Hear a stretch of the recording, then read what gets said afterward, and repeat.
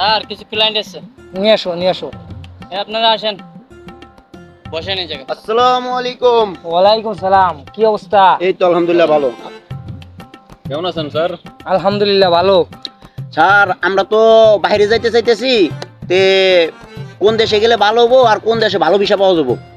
বর্তমান বিষয় তো বাংলাদেশের বিষয় ভালো। বাংলাদেশের ভিসা ভালো? ওখানকার কিছু কাজের কথা বলি, যদি তোমাদের ভালো লাগে তাহলে যাবা। টাকা নিয়ম ৭৫,০০০। হ্যাঁ।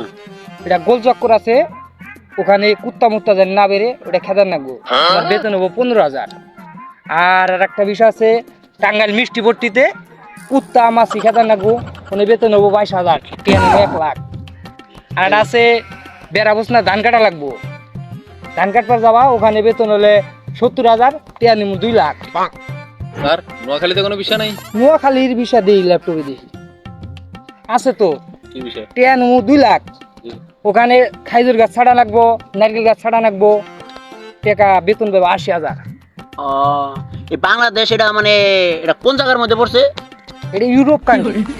এটা ইউরোপ কান্ট্রি। হ্যাঁ হ্যাঁ, সব আকামা টাকামা খাওয়া দাওয়া সব। রাস্তায় থাকতে হইব, কিন্তু থাকাটা একটু কষ্ট। আচ্ছা সমস্যা নাই, যেটা বেতন বেশি হয় আমাকে ওইটাই ঢুকিয়ে দেন।